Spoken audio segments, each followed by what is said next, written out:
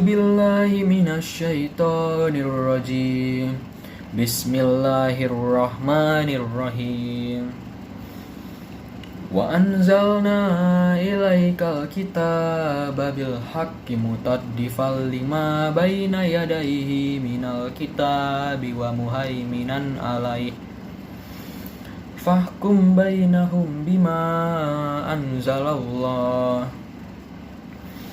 Wala tattabi' ahwa'ahum amma ja'aka minal haqqi. Likullin ja'alna minkum sir'atan wa minhaja. Walau sya'allahu laja'alakum ummatan wahidatan walakin liyabluwakum fima atakum. Fastabiqul jairat ilallahi warji'ukum jami'an fayunaba'ukum bima kuntum fihi tahtalifun.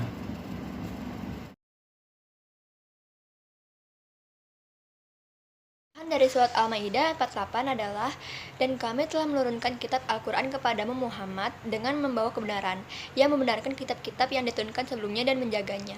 Maka putuskanlah perkara mereka menurut apa yang diturunkan Allah, dan janganlah engkau mengikuti keinginan mereka dengan meninggalkan kebenaran yang telah datang kepadamu. Untuk setiap umat di antara kamu, kami berikan aturan dan jalan yang terang. Kalau Allah menghendaki, niscaya kamu dijadikannya satu umat saja. Tetapi Allah hendak menguji kamu terhadap karunia yang telah diberikannya kepadamu. Maka berlomba-lombalah berbuat kebajikan, hanya kepada Allah kamu semua kembali. Lalu diberitahukannya kepadamu terhadap apa yang dahulu kamu perselisihkan.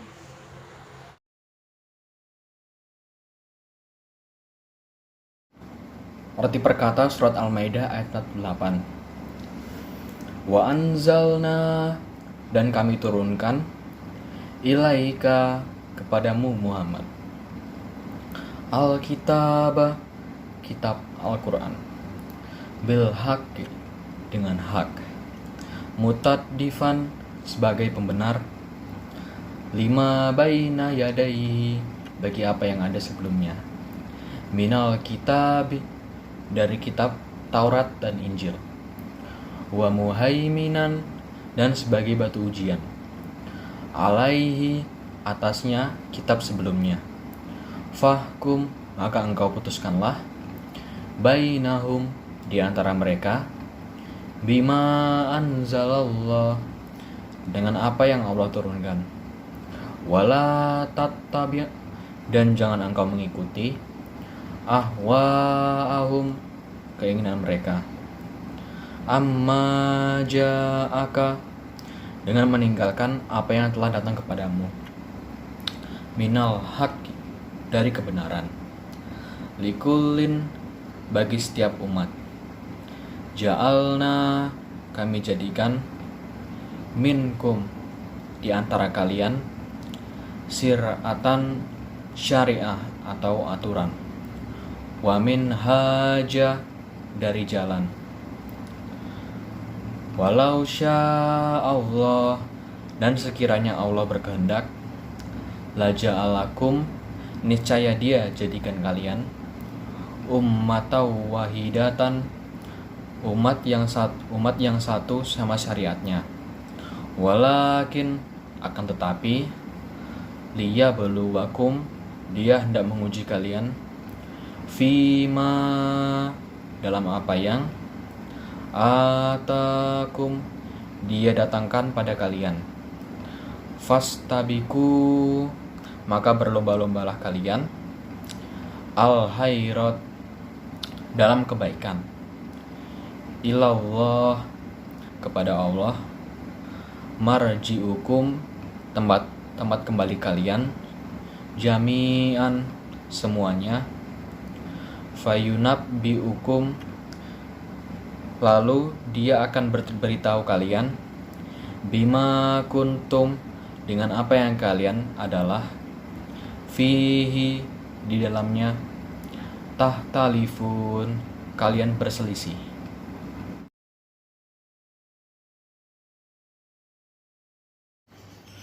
Hukum tajwid pada surat Al-Maidah ayat 48 dapat dilihat pada gambar berikut ini. Pada bagian-bagian yang sudah digarisbawahi dan diberi nomor. Nah, di antaranya yaitu pada nomor 1, ikhfa hakiki. Karena nun sukun bertemu dengan za, nun sukun dibaca samar disertai dengung sepanjang 3 harakat. Kemudian pada nomor 5, mat tobi'i. Karena ta fathah bertemu dengan alif, dibaca panjang 2 harakat. Kemudian nomor 6, idgham bila gunah. Karena harakat fathah tanwin bertemu dengan huruf lam kasroh, harakat tanwin dileburkan sehingga dibaca seolah-olah lam bertasydid tanpa disertai dengung. Kemudian pada nomor 7, ikhfa syafawi. Karena mim sukun bertemu dengan ba fathah, dan setelahnya terdapat hukum mat lain yaitu ya sukun yang didahului fathah, membacanya panjang selama 2 harakat. Kemudian pada nomor 8 terdapat idgham bigunah.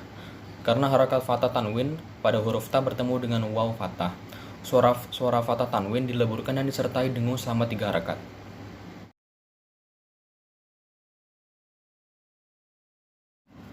Isi kandungan surat Al-Maidah ayat 48.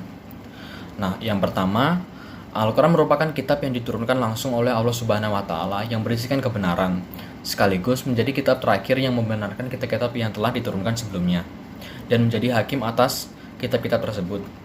Sebab kitab sebelumnya sudah banyak berisi campur tangan manusia. Yang kedua, setiap manusia memiliki syariat serta hukum yang menyesuaikan perkembangan zaman dan kondisi pada saat itu. Tetapi secara akidah semuanya bertauhid kepada Allah Subhanahu wa Ta'ala. Yang ketiga, manusia dianjurkan menjadikan Al-Quran sebagai pedoman hidup karena berisi kebenaran.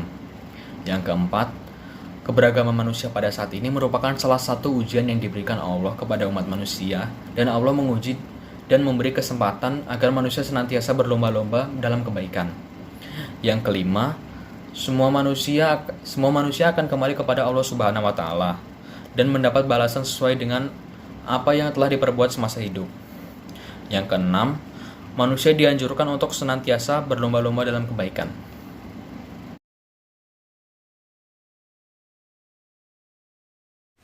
Kesimpulan surat Al-Maidah ayat 48.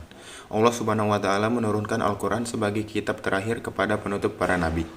Sebagai lanjutan dan pembenar bagi kitab-kitab sebelumnya, Al-Quran adalah bukti penguji atas kebenaran kitab-kitab sebelumnya.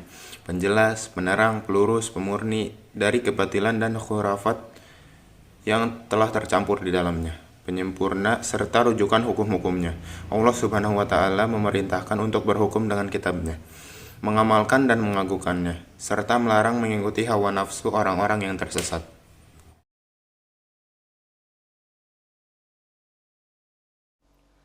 Ashabun Nuzul dari Quran Surat Al-Maidah ayat 28. Ashabun Nuzul dari surat ini adalah karena adanya penyelawangan dan tindakan menyembunyikan kebenaran ajaran syariat dari kitab-kitab yang dibawa oleh Nabi dan Rasul sebelum Muhammad SAW. Orang-orang ini menyembunyikan ajaran yang benar dan menggantinya sesuai kepentingan mereka.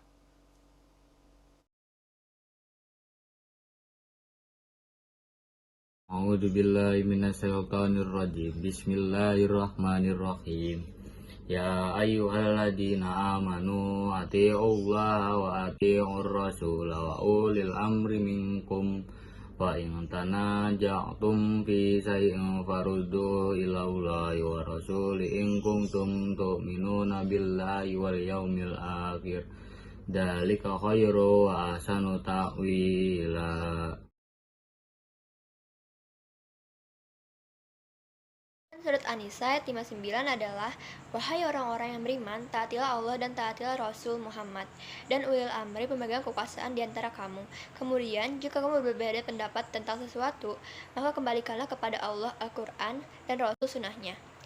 Jika kamu beriman kepada Allah dan hari kemudian, yang demikian itu lebih utama bagimu dan lebih baik akibatnya.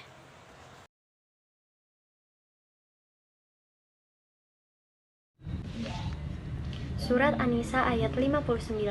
Arti perkataannya yang pertama, ya ayyuha, artinya wahai. Yang kedua, ladzina, orang-orang yang amanu, artinya mereka beriman. Allah, pada Allah. Wa dan taatlah kalian Rasul pada Rasul wa ali amri itu dan ulil amri minkum di antara kalian. Fa'in maka jika tanah saya sesuatu Allah wa Rasul dan Rasul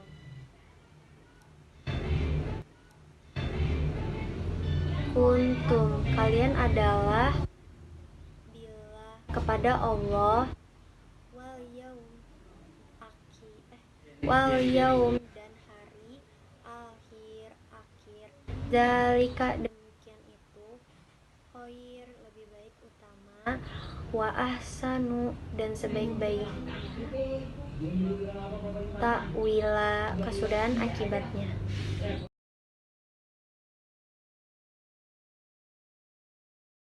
Hukum tajwid di surat An-Nisa ayat 59 ya mat jais munfasil karena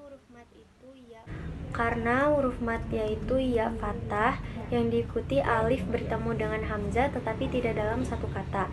Cara membacanya yaitu dipanjangkan 2-5 harokat.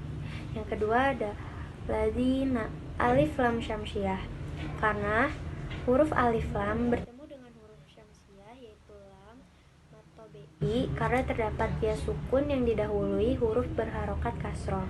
Yang ketiga ada alif matobi karena huruf alif berharokat panjang sehingga dibaca 2 harokat. Selanjutnya ada ati itu artinya matobi karena ya sukun didahului oleh huruf berharokat kasroh dibaca panjang 2 harokat. Selanjutnya ada ala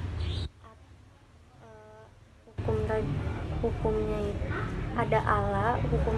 alif lam qamariyah karena alif lam bertemu dengan salah satu huruf qamariyah yaitu alif fathah cukup dibaca dengan jelas. Terus ada idhar syafawi karena mim sukun bertemu dengan ro membacanya secara jelas. Karena alif lam bertemu dengan salah satu huruf qamariyah yaitu alif fathah cukup dibaca dengan jelas. Terus ada idhar syafawi karena mim sukun bertemu dengan ro membacanya secara jelas. Terus ada nata ikfa hakiki karena nun sukun bertemu dengan ta, nun sukun dibaca samar-samar dan disertai dengan. Lalu selanjutnya ada saya mat lain karena ya sukun didahului oleh huruf berharokat fathah dibaca panjang selama 2 harokat. Selanjutnya ada Allah karena lafaz Allah didahului huruf berharokat fathah, cara membacanya yaitu dengan ditebalkan. Selanjutnya ada alif lam syamsiyah karena alif lam bertemu dengan salah satu huruf syamsiyah yaitu ro. Selanjutnya ada ikfa kiki karena nun sukun bertemu dengan kaf dibaca secara samar-samar dengan mendung. Isi kandungan surat An-Nisa ayat 59. Yang pertama, setiap orang yang beriman harus taat kepada Allah dan Rasul-Nya. Yang kedua, kepada pemimpin kita juga harus taat jika pemimpin itu benar berdasarkan Al-Quran dan hadis. Namun jika pemimpin itu tidak berdasarkan Al-Quran dan Al-Hadis, kita boleh tidak menaatinya. Yang ketiga, apabila terjadi perselisihan dalam satu urusan, maka harus kembali kepada Allah dan Rasul-Nya. Maksud dari kembali kepada Allah dan Rasul-Nya adalah kita kembali kepada Al-Quran dan Al-Hadis. Kita cari dasar hukumnya atau dalilnya dalam Al-Quran dan Al-Hadis tentang apa yang kita perselisihkan itu.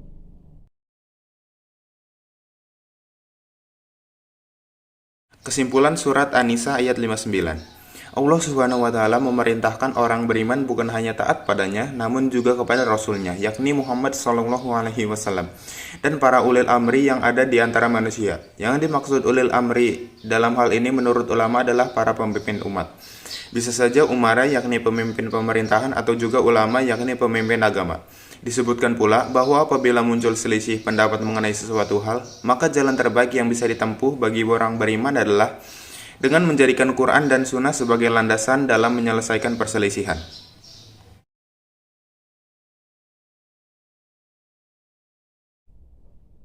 Asbabun nuzul surat An-Nisa ayat 59. Asbabun nuzul surat An-Nisa ayat 59 ini adalah tatkala terjadi sengketa di antara seorang Yahudi dengan seorang munafik. Orang munafik ini meminta kepada Ka'b bin Ashraf agar menjadi hakim di antara mereka. Sedangkan Yahudi meminta kepada Nabi SAW. Lalu kedua orang yang bersengketa itu pun datang kepada Nabi SAW dan beliau yang memberikan kemenangan kepada orang Yahudi.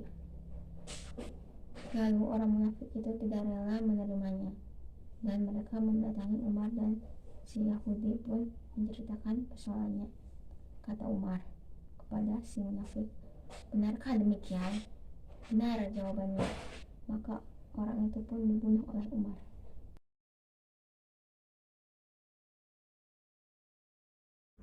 A'udzu billahi minasyaitonir rajim. Bismillahirrahmanirrahim. Wa qul i'malu fa sayarallahu amalakum wa rasuluhu wal mu'minun. Wa saturadduna ila alimil ghaibi wasyahadati fayunabbiukum bima kuntum ta'malun.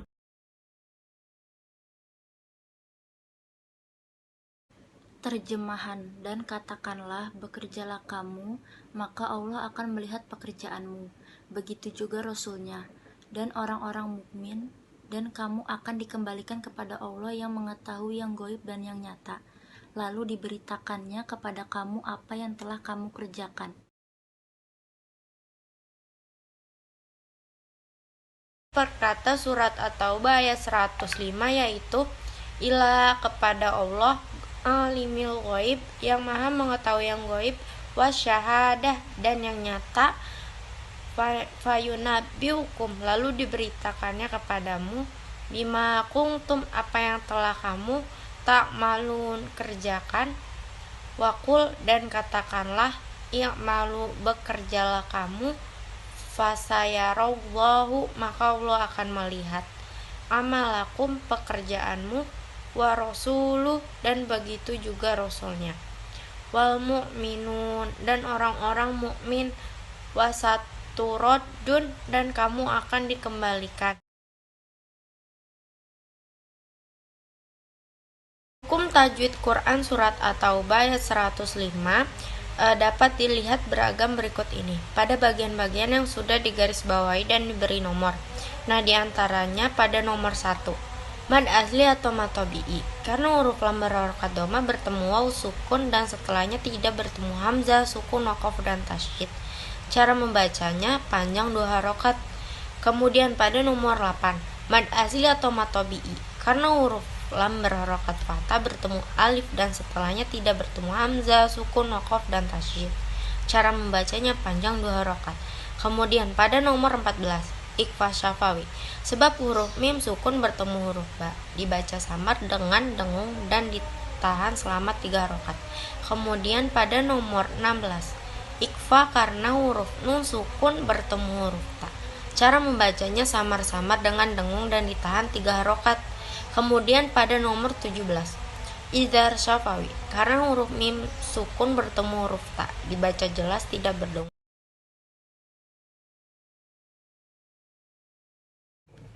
Isi kandungan. Pertama, Allah memerintahkan hambanya untuk beramal dan bekerja. Sebaliknya, Allah melarang sikap malas dan membuang-buang waktu. Kedua, Allah melihat dan menilai setiap amal hambanya. Karenanya, setiap amal harus dilakukan dengan ikhlas, bukan karena riya dan mengharap pujian manusia. Ketiga, Allah memotivasi hambanya untuk bersungguh-sungguh dalam proses amal dan pekerjaannya. Karena proses itulah yang dilihat dan dinilainya. Allah tidak menilai hasil dari usaha tersebut.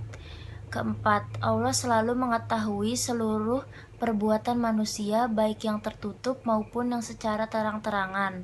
Kelima, setiap manusia akan kembali kepada Allah dan mempertanggungjawabkan setiap amalnya.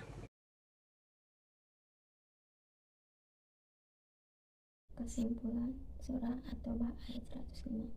Allah Subhanahu wa taala memerintahkan kepada kaum muslimin supaya membersihkan diri dan bertobat dengan bersedekah dan mengeluarkan zakat serta beramal soleh sebanyak-banyaknya.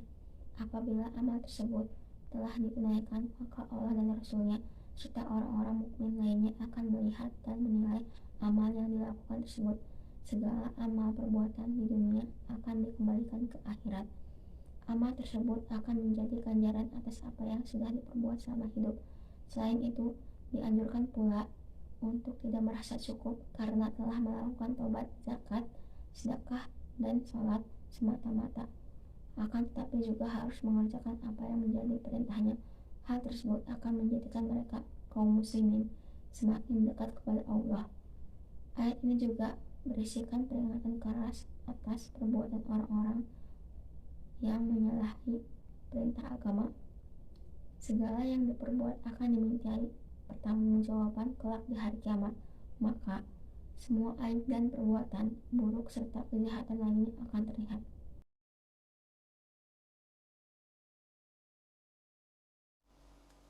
Ashabun nuzul Quran surat At-Taubah ayat 105. Ashabun dari surat At-Taubah ayat 105 ini adalah karena banyaknya umat yang bertanya, bagaimana bertaubat dan membersihkan diri dari dosa yang telah diperbuat. Maka turunlah ayat ini agar Nabi Muhammad bisa menjelaskan kepada umat bagaimana cara bertaubat dan membersihkan diri dari dosa yang telah diperbuat.